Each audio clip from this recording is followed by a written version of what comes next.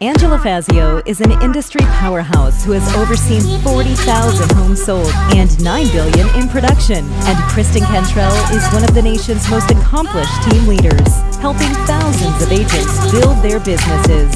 They are passionate about educating, encouraging, and empowering moms in real estate. Our next episode starts now. Hey everyone, welcome to Moms in Real Estate. I'm Angela Fazio. And I'm Kristen Cantrell, and today we're interviewing Steph Tuss. Yes, I think that you guys are going to love today's topic since most women experience this when they become mothers.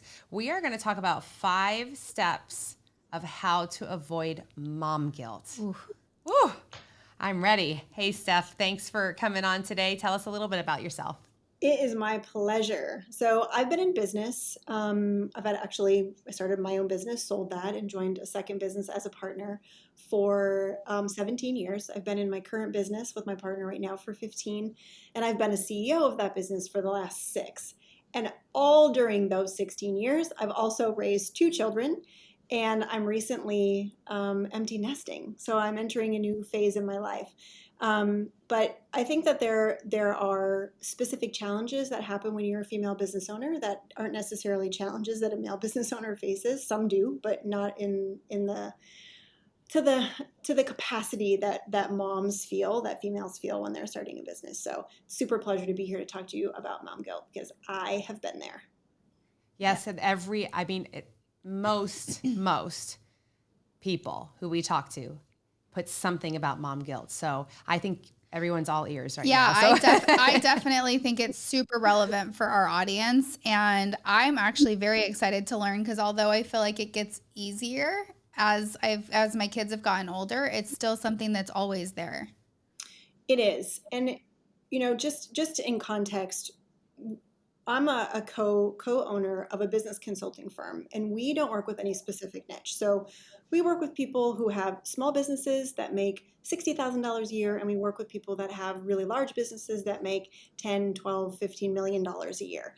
And across all those businesses and all those different industries, whether it's you're a massage therapist or whether you're a real estate agent or whether you're a manufacturing company or whether you're an agency owner, the one thing that I see pop up for those female business owners is how to balance it all. And they use the word balance, but what they're saying is, how do I have what I want in my business? And also, how can I be my best in my personal life? Like, how can I find some peace with this? Because there's always this internal tug of war, right? If you're focusing too much on your business, then you feel guilty because your family's not getting that time with you. If you're focusing too much on your family, you're feeling guilty because there's all these things that need to be done in your business. So it's, I was at that point at the very beginning and also in the middle stages of my business where I had to step back and say, okay, this is no longer okay with me. So that was an awesome context because you described perfectly the struggle between business and your personal life. So let's hear your first tip or your first step, whatever it is. Yes. So the first thing that you need to do when you're feeling this inner tug of war, this mom guilt, is to actually stop and ask yourself, whose voice is this? Because what I noticed with myself, and I started my business when I was in my early 30s. I think I was actually 30, and I had 2 small kids. And I was trying to balance everything. And I would consistently hear this voice in my head that's saying, you're not being a good mom. You're not being a good mom. You're not being a good mom. And I had to stop and say, whose voice is this? And it actually turned out to be my grandmother's voice. And because I watched how she was a grandmother, I heard her say things like, you take care of your family first. You feed your family first. Those were her values. And those worked for her time, but they're not my values and they don't work for my time. So part of it is asking, whose voice is this? Because it's not yours. No one was born with shame or guilt. It was all given to you. It was all learned. So asking yourself whose voice is it allows it to separate from you thinking it's your voice because it's not. But then the second part of that first step is asking, is there any truth to this? Because there are times where you've told your 10-year-old that today is their day and you're supposed to be spending time with them, and every chance you get, you're checking the email on your phone. Like, if you're feeling guilty about that, maybe you should be feeling guilty about that. Maybe that's a key indicator that you've got to change some things in how you're doing things so that you don't feel that. So first, it's asking whose voice is it and is there truth in this? Generally, there's no truth in it whatsoever. Having your own business does not make you a bad mom. It just sets a good example for your kids that they should be able to go after whatever they want to go after as well. Agreed. Second is, and so often overlooked, is to prioritize your self-care. So I had a moment where I stepped back and I didn't know who I was in my own life because I was so busy doing everything for everyone else. I was so busy keeping my clients happy. I was so busy keeping my kids happy. I was so busy keeping my husband happy and my friends happy and everybody else that I felt like I'd lost touch with who I was in my own life. And when people hear self-care, they think, oh yeah, I get my nails done once a week or I get a massage once a month. That's not the self-care that I'm talking about. It's about you've got to put yourself back into your calendar. If you look at your calendar and you don't see anything in there for you other than maybe a nail appointment once a week, where even at the nail appointment you're sitting there sending emails on your phone, then you've really got to take a step back and say, where am I in my life? What's important to me, right? What do I love to do? What feeds me? Because what ends up happening is that you feel like a power source for everyone else, but there's no place that you're getting your power from anymore, and you feel depleted, right? You feel like this blob that's just going around making everybody happy, but you don't actually really enjoy your life. You're not happy inside. You're just placating everybody else. Right. Mm-hmm. And what was number 3? Or no, that was number 3. What's number? That's number 2. That's number 3. Number 2. Number 3 is, and I think this was the most important one, and well, no, it's an important one, and probably one of the most difficult, and that is setting boundaries. So, yes. And this is setting boundaries in 2 ways. First is setting boundaries between work and family. That means that when mom's at work, everybody knows she's at work and that work time is sacred. Her focus is 100% on work. Unless someone is bleeding, dying, or on fire, nobody interrupts mom at work, right? That also means that when she's not at work and she says she's with you, she's 100% with you. So you're creating quality time rather than shared time, and they know what to expect. It's so damaging to a child's self-esteem for you to tell them that they're important to you, and then when you're supposed to be spending time with them, you're distracted by your phone and your brain is somewhere thinking of business. That tells them that they're not good enough for your time, that they're not worth your time. So really making sure that you understand the message that you're sending to your kids when you tell them that it's mom time, it's kid time, and you don't honor that, sends a really strong and actually pretty impactful message to your kids that they're not important enough to have your time, because that's all they want. Yes, and being distracted with your kids also makes you untrustworthy, because you said one thing and then you did another, and that starts to eat away at them even listening to you because you're not trustworthy. Yep. Oh my gosh, I kind of feel like crap right now because I feel like, you know how you go through like in and out of being good at these things? Like, Yes. At least this is how I am. Like, sometimes I'm really on top of being present, and then sometimes I'm like super busy at work. And, you know, as you're describing this, I'm like, oh my gosh, I feel like I've totally fallen off the wagon, because there's so many times I can think of where I'm like, oh my gosh, like I just have to get this done. And then my kids are fighting for my attention, rightfully so. And like, it's hard because you're like, hold on, just a minute. And you're right, because it's like, then there's these empty promises if I say just a minute, and really like 30, 40 minutes go by, and it's just kind of, it's really crappy. That's hard. It's something to work on. And then your kids also pick up that habit.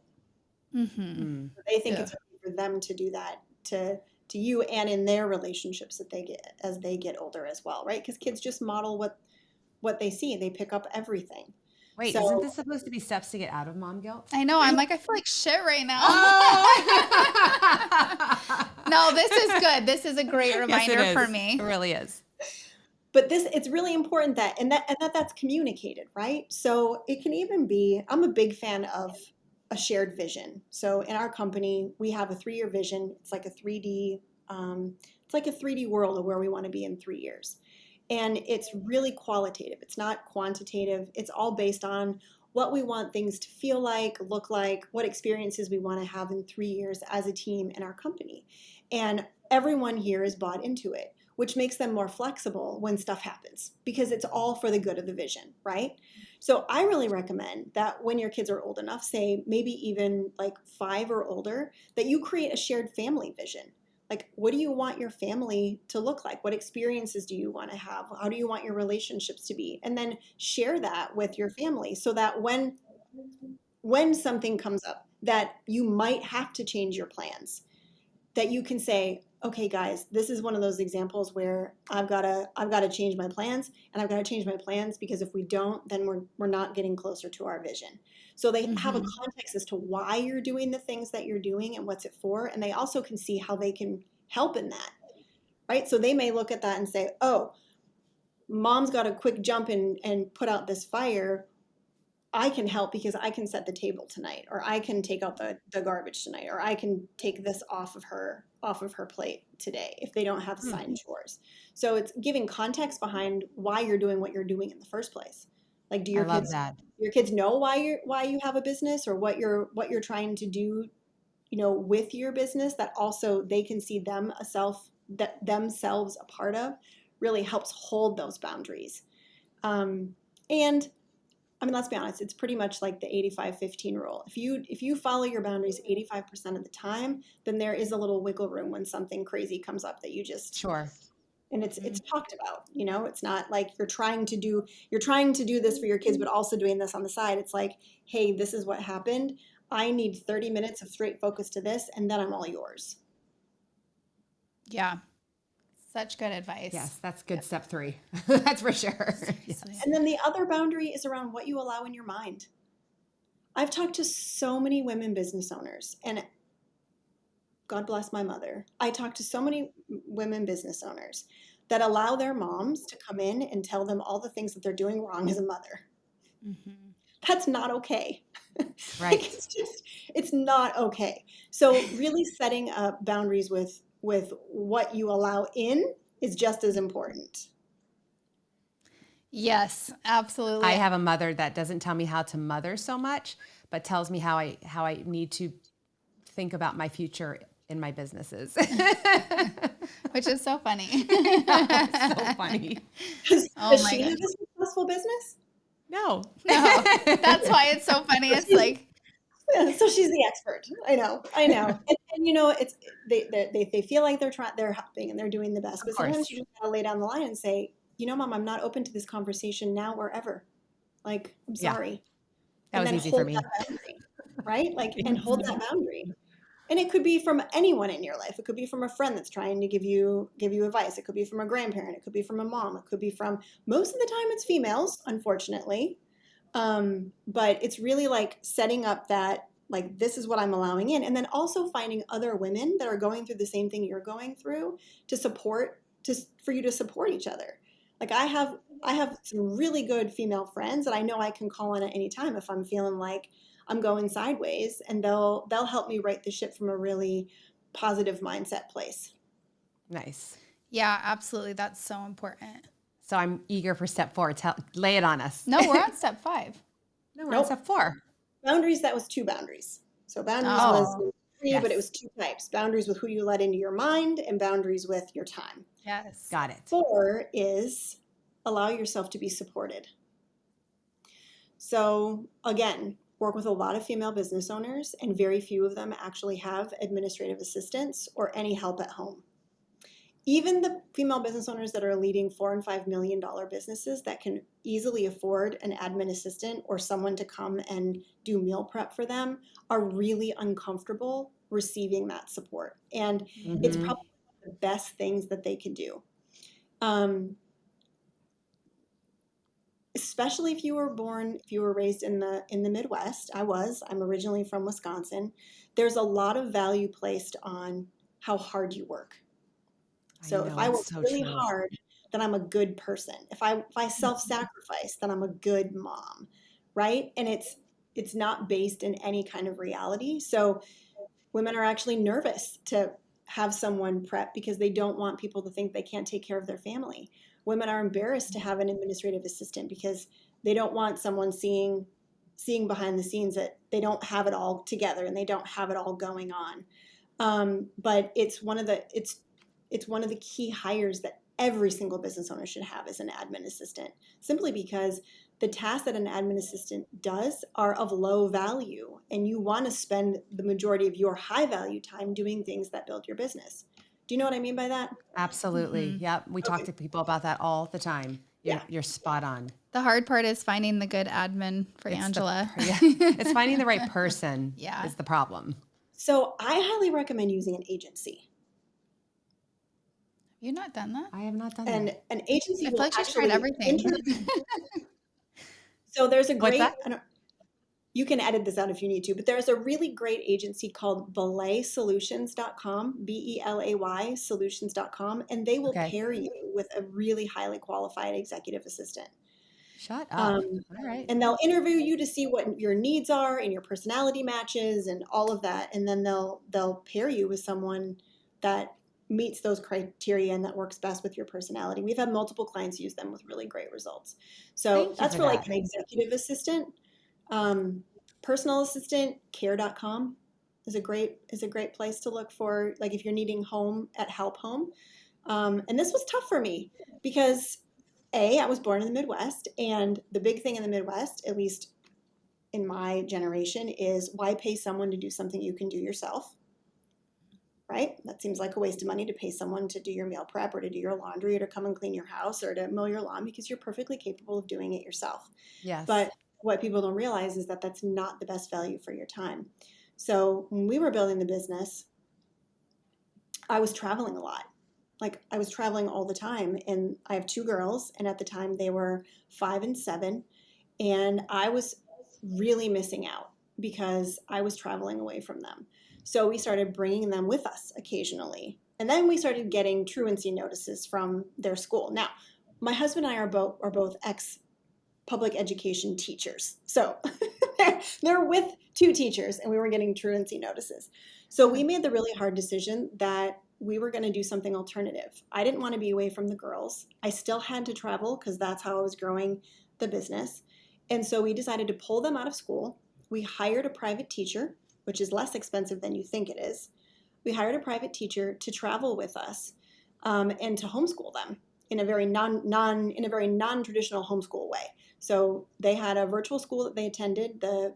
The teacher that we hired taught them according to the curriculum, and then she traveled with us, and they would get an education based upon where we were traveling. So if we That's went to the actually really desert, cool. That's if actually we went really to cool. the desert, they got to learn all about the desert. If we went to Atlanta, they went to, I don't know, the huge aquarium in Atlanta. So it gave them a really well-rounded education. And it was hard because people thought we were crazy. Like people thought we had drunk the Kool-Aid. They thought our kids were going to be totally maladjusted and antisocial. My kids are now 19 and 22 and fully adulting and perfectly fine. But we had to sit down and say, we really need help. Like I never wanted my kids to be my excuse not to do the things that my heart wanted to do, not to lead my purpose, because I felt like that was really unfair to my kids. They didn't ask for that burden, right? Anyone listening who has a mom that decided she wasn't going to pursue her passions because of you, trust me, she's let you know it. Yes. That's hilarious. She reminds you, right? That's I true. made a vow that I was never going to be that mom. Yes. Like I was going to follow my heart, follow my desires, help people, build my business, and also provide and also have a great family at the same time. I love it. And that was the only way we could figure out how to make it work. And we did. And it's amazing. And now it's becoming more popular as, kids are going more virtual with school. But we had to allow ourselves to seek that support, even though like we faced some pretty serious backlash from our family and friends about what we were doing. I'm not going to lie to you. It was pretty rough for a while. And then they got used to it and they realized that my girls weren't, mutes and, totally maladjusted. Completely fine. Right? Yeah. Absolutely. Yeah, they're completely fine. And they've had quite the education. They've been all over the country and they've helped work our events. So they've got an entrepreneurial work ethic. And it worked for us. But that's That's number 4. You've got to allow yourself support. If nothing else, an administrative or personal assistant and someone to help with the stuff at home. Because wouldn't you rather spend that free time either growing your business, focusing on business development rather than managing your own inbox, managing your own calendar, managing your own travel, and then time at home? Wouldn't you rather spend time with your kids than doing the laundry and cleaning the house and meal prep, right? Yeah. Like, Very good. No, I like that. All right, let's end it with number 5. so number 5 is I had to learn to celebrate my successes. So I really feel like I was programmed at a young age to look at only the things that I did wrong. Like it was never okay for you to celebrate yourself or to appreciate yourself because that's seen as arrogant. That's seen as self-centered, right? But the truth is that when you focus only on the negative, you miss out on all the amazing things that you do as both a business owner and as a mom. And when you're celebrating yourself and you're appreciating yourself, the guilt gets much, much quieter in the background. Mm-hmm. And that could be like, wow, I really appreciate my ability to be a leader both in my business and at home. I really appreciate that I've given an opportunity for someone to make money being my personal assistant. And then that money is helping them in their family. So it's focusing on the successes and the celebrations rather than on all the negative stuff. And here's a great practice to get in even with your family. So we do something called appreciations and gratitude. It's fascinating to watch kids do this because little kids have no problem appreciating themselves, right? You say, honey, what do you appreciate about yourself? And they'll say, I appreciate my toes, and I appreciate my pink shoes, and I appreciate my hair, and they'll think of everything to appreciate.